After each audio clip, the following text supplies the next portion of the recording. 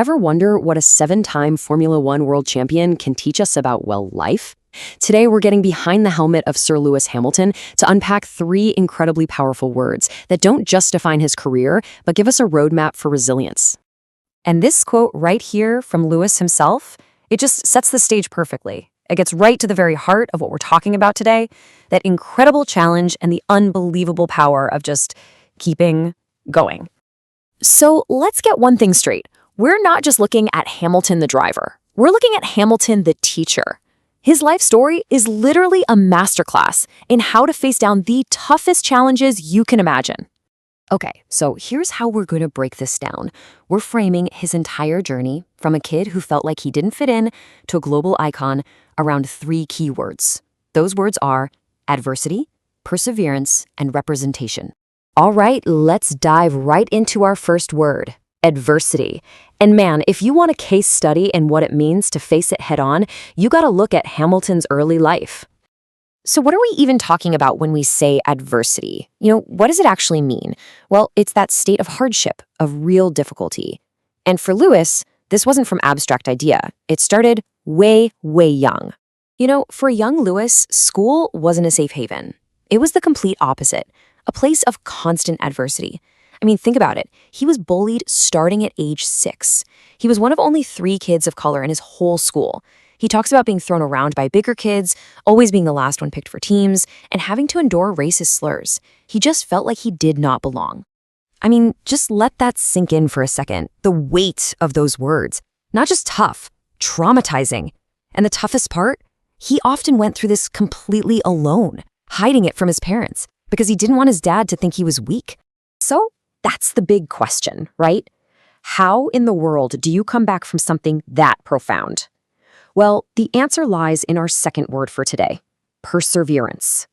And look, perseverance, it's not just about, trying hard. It's something deeper. It's the engine that literally turns hardship into fuel. It's that unstoppable drive to keep going no matter what or who is standing in your way.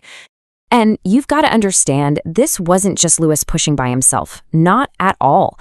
Look at this number right here, 4. That's how many jobs his dad, Anthony, worked at the same time just to keep his son's go-karting dream alive.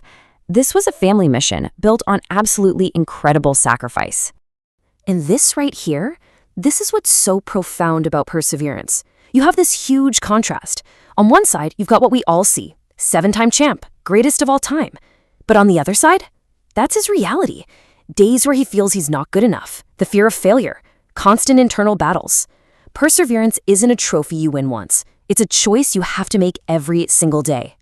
So, how did he do it? How did he manage that internal fight? Well, this quote says it all. He learned to take all that pain, all that feeling of being an outsider, and channel it directly into his driving. The racetrack became the place where he could finally speak his truth. His helmet, like he says, became his cloak, and that's where his superpowers came out. But here's the thing.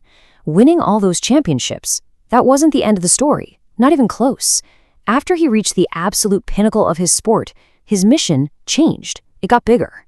And that brings us to our final, and honestly, maybe the most important word, representation. So, representation. What does that really mean? At its core, it's about visibility. It's about seeing people who look like you in places you aspire to be. It's about having a seat at the table and showing the next generation what's truly possible. Lewis had this feeling for years that he was always the only person of color in the paddock, in the meetings, in the garage. So he decided to get the actual data. And what he found was staggering. Just look at this. On his team of 2,000 people, just 3%, 3, were from diverse ethnic backgrounds. But here's what sets him apart. He didn't just point out the problem. He took action, real, concrete action. He started having those tough conversations with his own bosses. He made a huge visual statement by convincing Mercedes to change their famous silver arrows to black cars. And then he launched an entire commission to figure out what the barriers were and how to tear them down. He went from just noticing a problem to actively trying to solve it. And this right here, this is his whole philosophy in a nutshell. For him, representation isn't just about fairness or doing the right thing. It's about performance. He truly believes that when you bring different people with different experiences and ideas together, you just get better results. You have more success. So, as we bring this all together, I want to leave you with this quote. It's one of Hamilton's favorites from the incredible Maya Angelou, and it perfectly sums up his entire journey.